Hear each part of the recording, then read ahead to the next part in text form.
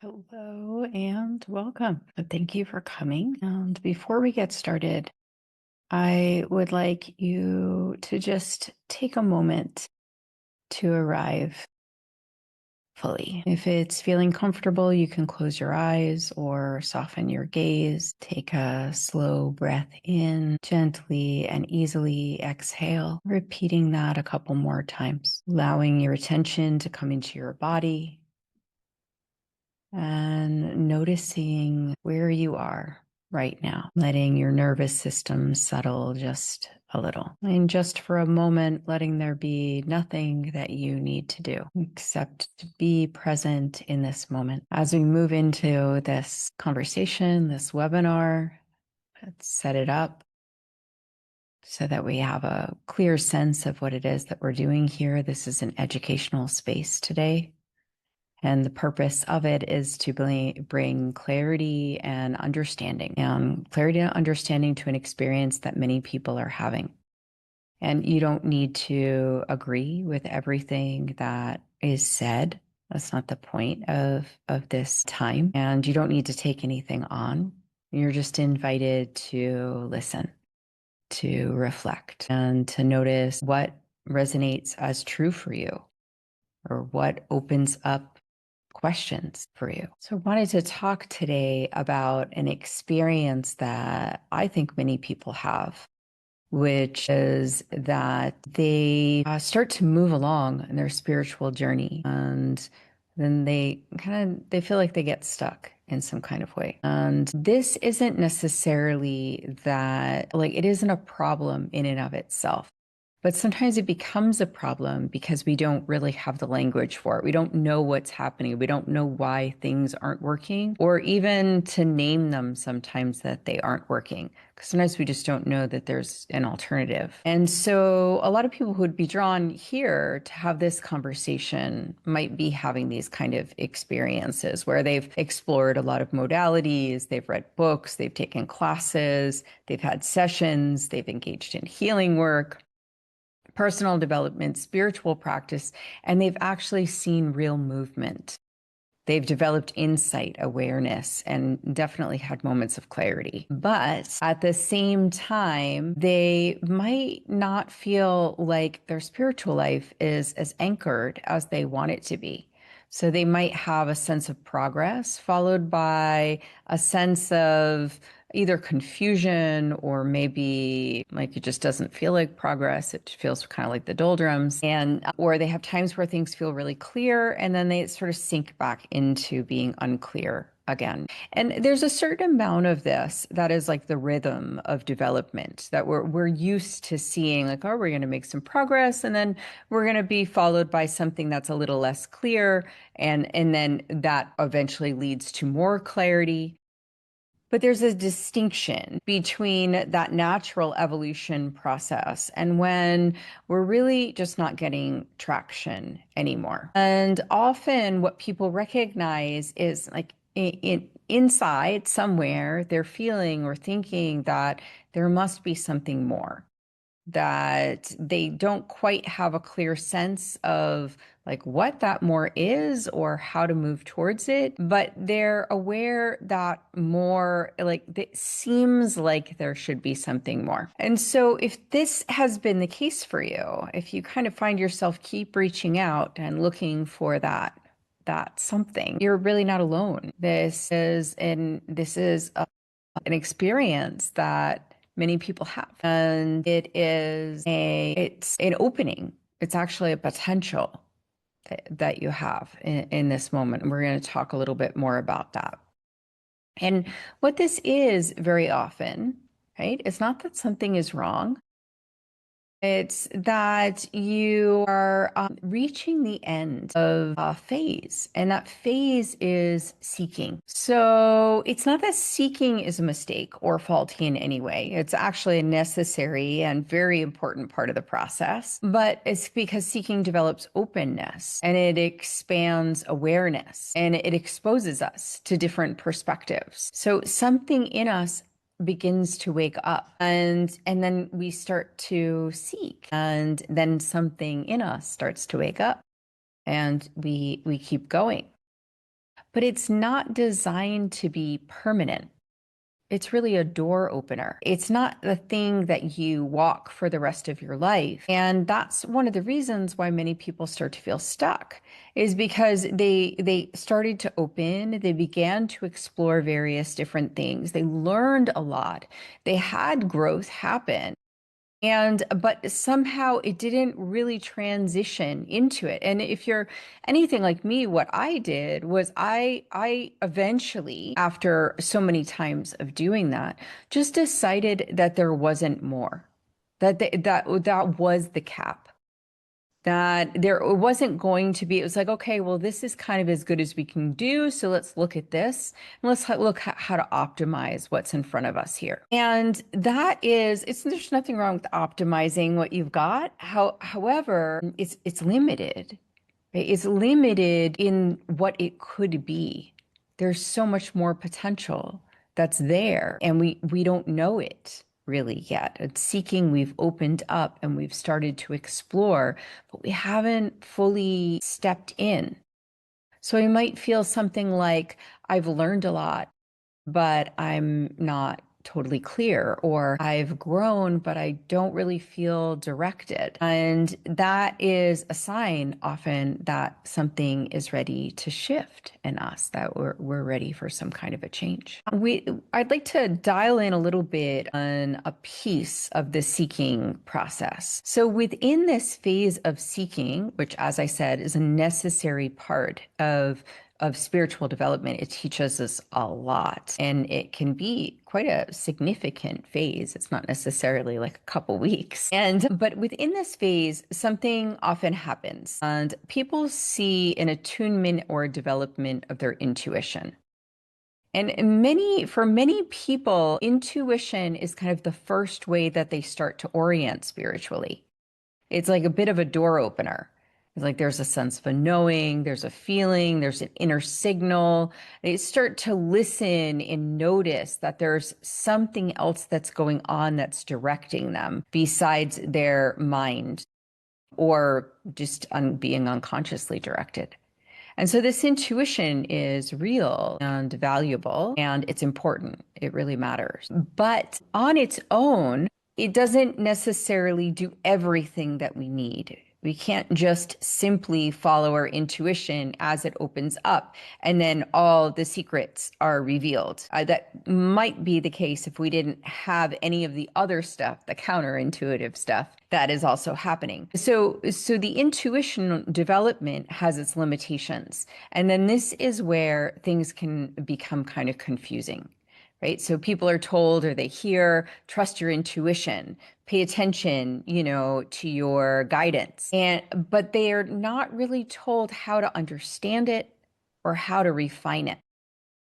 And they're also not told that their intuition can be influenced by emotional states, past experiences, conditioning, and partial perception, or even the influence of other people's states, emotions, and perceptions. So what feels true in one moment might feel different in another, and then we get confused. We start to doubt ourselves in the process. And that is a whole way of getting stuck. Is like, well, can I trust myself? I tried this. I listened to myself. I was really listening to my intuition, and I tried this and it didn't really go well, or something really horrible happened. How do I come to terms with that? Can I trust myself? Was that really my intuition? Was I misled? All of those kind of questions come up. And that doesn't mean overall that intuition is wrong. It doesn't mean that you are wrong.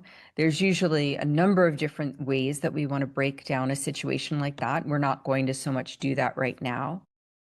But it's just simply not all you need in order to be able to progress and open up spiritually. So our intuition senses, but it's discernment that helps us clarify.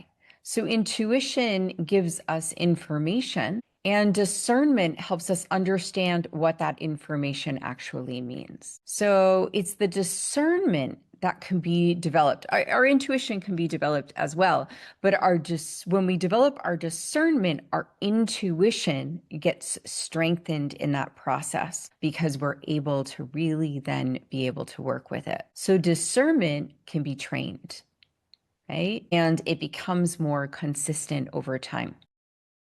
And without that development of discernment, people can end up in a loop, or they can end up, just kind of struggling with getting traction, because they might feel something, they might act on it, then they question it, then they kind of try to adjust, and then they repeat, right? And again and again, and they're not able to really see what's going on. Where is the fault?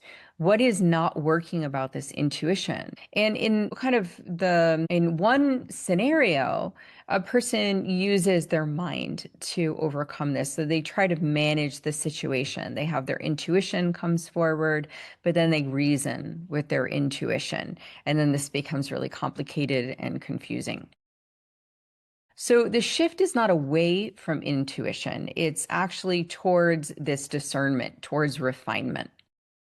And that's an important piece for us to have in the mix. So our intuition sort of opens us up. It moves us along. It gets us questioning and looking, and it becomes the tool of our seeking process. And then it's like we start to notice its limitations. But first, we have to understand what it's all about. And then we might see some of its limitations. And then we want to continue to grow and develop. And where do we go from there? That's actually developing our discernment. Another thing that I want to touch on that also fits into the seeking phase quite often is, so there's a difference between healing and progression, because a lot of people have done a lot of healing work. I've certainly done a lot of healing work, therapy, energy work, emotional processing, personal development, all of that kind of stuff, right? And all of that matters. We know it matters. We know it helps, and that it works, and that most of us have seen, okay, I put in some time there and I saw some results. So there's some good stuff here, right? If we hadn't seen that, probably wouldn't be listening to a webinar like this.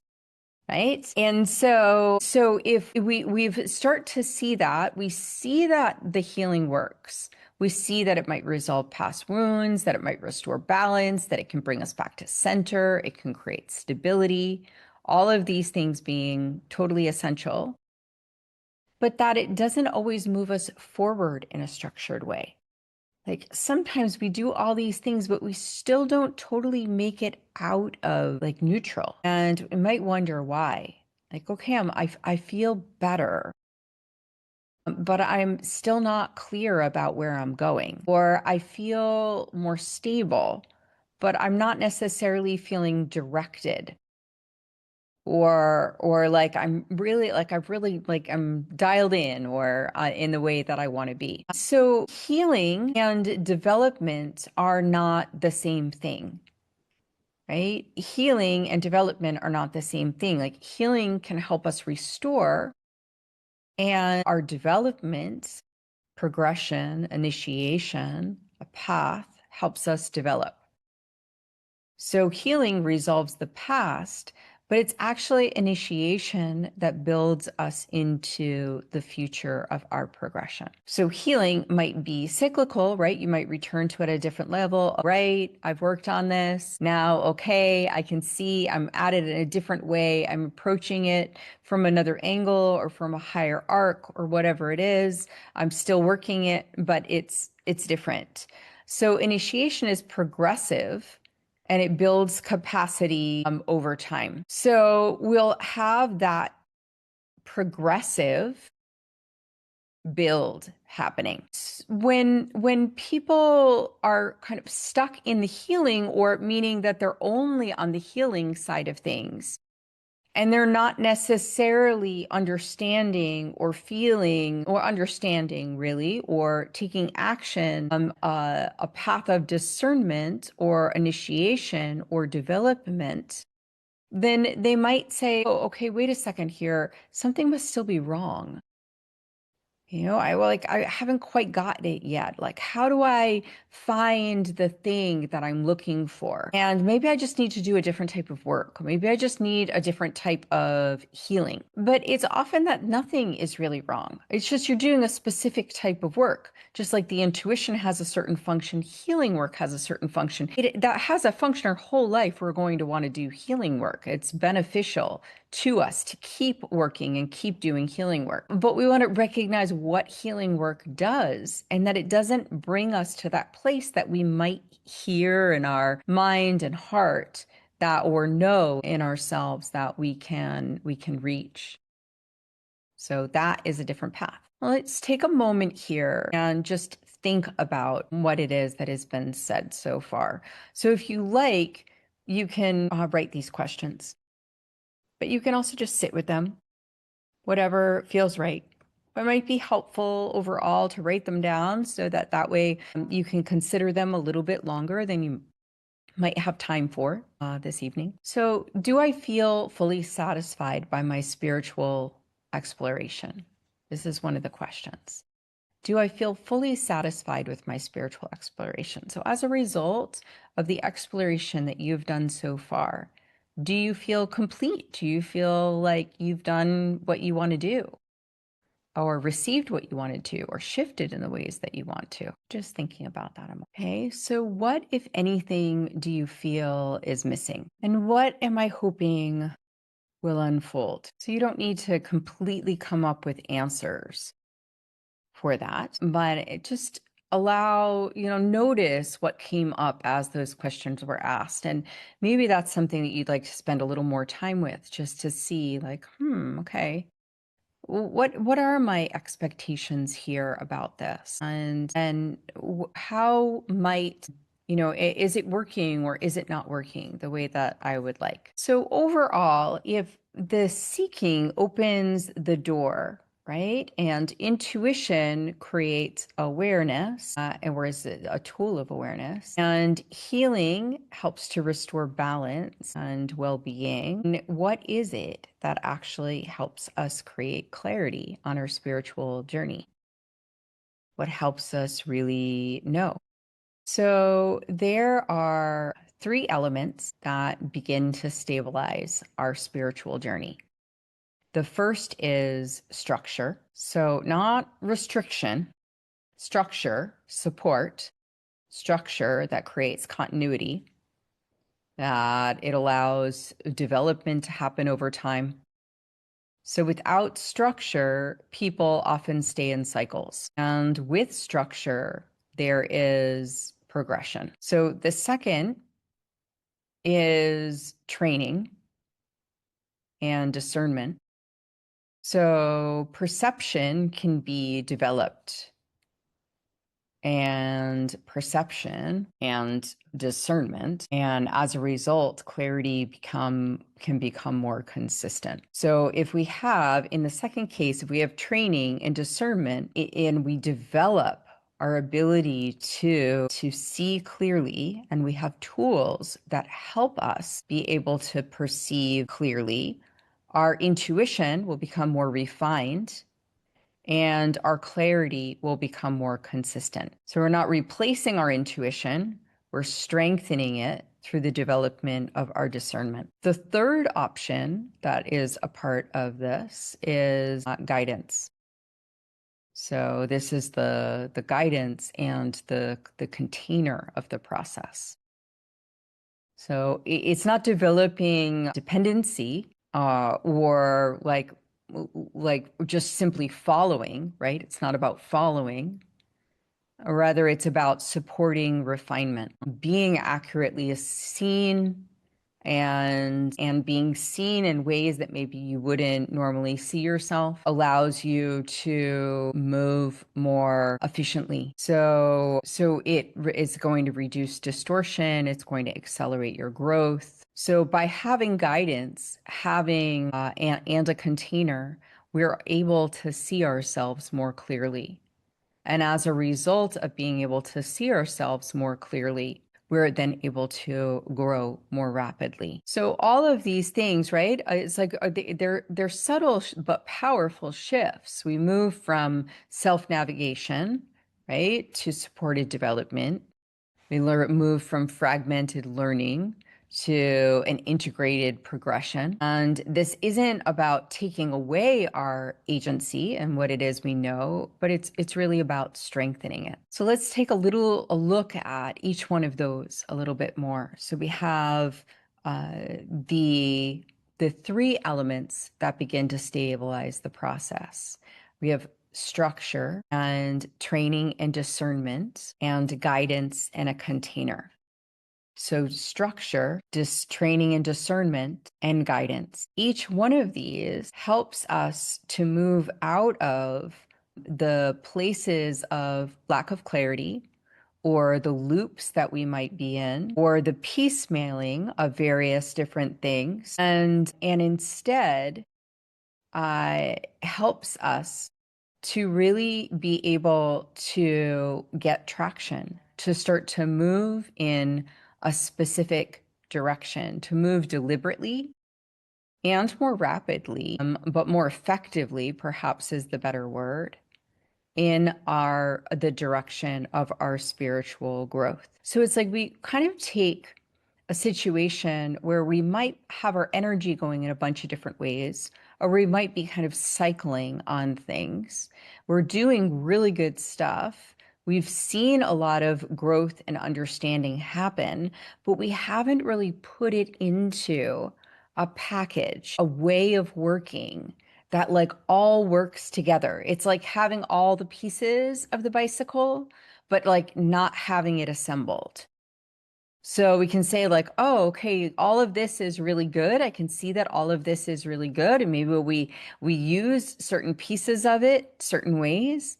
But then when we put it all together, we're like, oh, okay, I see. This is how it works. This is how I move forward. So when we have places, when we have techniques or paths, as we call them, when we have pathways that have been established over time, spiritual pathways, they help us, in essence, to assemble this vehicle, this bicycle in this case, and to be able to move forward and to progress more spiritually. And the paths that have been effective over time usually wind up lasting. Why? Because there's always somebody new who's just like, okay, I'll try that. And it works for them.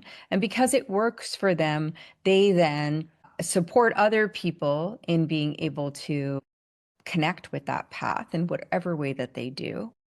And so the path continues because it's been effective in some way, because it holds some intrinsic value or knowledge or supportive tools. So we can look out at our world and we can say what traditions have lasted over time, what have been preserved and in our world. And this is where we come to the mystery school paths. So mystery schools hold certain frequencies and energies and teachings alive. They're handed down from teacher to student over thousands of years often. And they are the kind of the manual for putting together that bicycle that it is that we were talking about. They're structured paths of development. And they're designed to move someone progressively along the spiritual path, not just through healing, although often healing is a part of it, but through initiation and progression. So they offer structure and continuity and training and responsibility and depth. They operate within a lineage, which means that the teachings and the energies are preserved, that they're handed down in a specific and consistent way. And that creates a reliability, something that we can turn to. We can say, right, like, this is why it's lasted. These are why these teachings have been handed down, because they work. Because we all know from our own experience that if something doesn't work, it does only last so long. It might be popular as a fad for a little while, but it doesn't last as a long-standing practice unless it has something to it.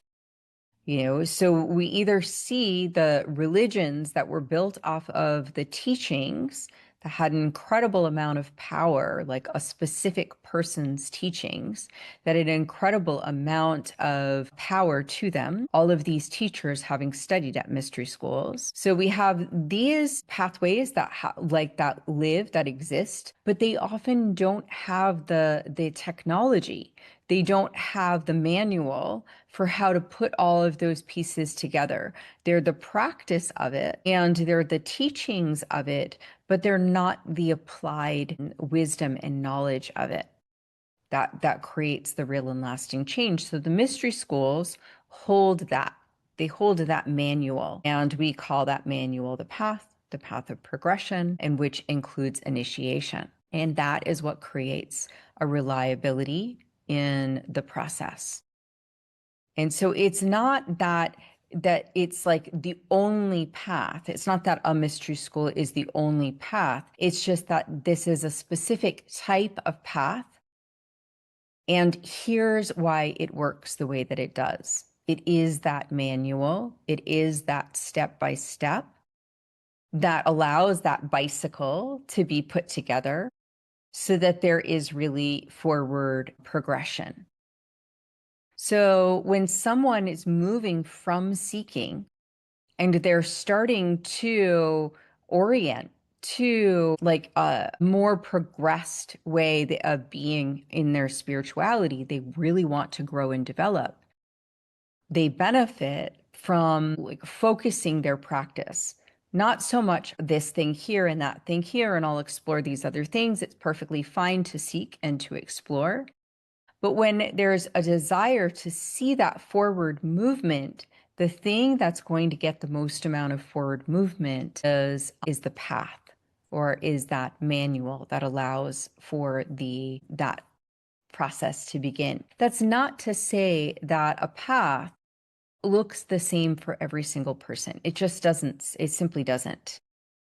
However, it is a path of progression. It is a sequence, and it is that has been followed and can be followed to get results. So when we start to open up to that and understand that it isn't about a belief system so much, it's actually about reliable tools that move us from the place of, exploring our intuition, seeking different alternatives, working on our own healing, and being in that world, which is good, and we can see growth, and we can be much more fulfilled as a result of doing that.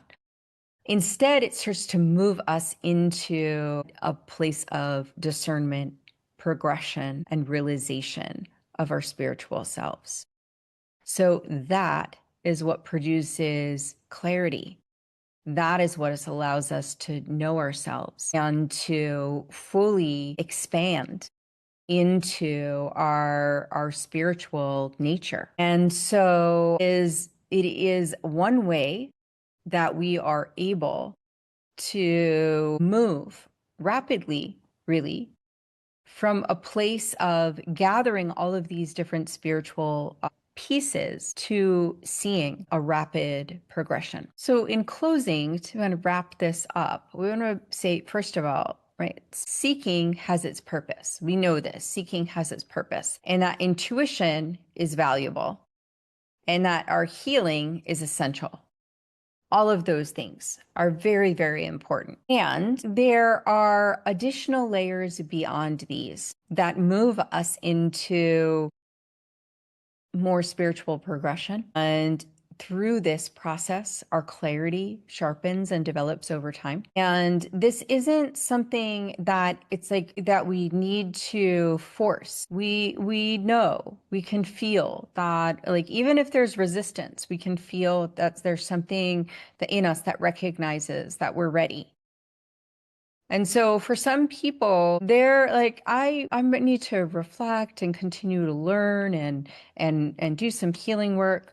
And that is a totally fine, good, solid, wonderful place to be. And there is the possibility for something more when you're ready. And when you feel that pull, when you start to be drawn in the direction of that is, speaking in your heart or speaking to your heart. And when that happens, there are paths that can hold you and can support you in this movement forward. And so I want to thank you for being here. Your wherever you are is a great place to be. I'm very happy that you're on your spiritual journey and that things are unfolding. And I look forward to the continual evolution. And I am here for questions and to support in whatever way I can, whether it's with healing or support and getting on the path and seeing that type of evolution take place. So thank you for coming tonight, and I will see you again next time.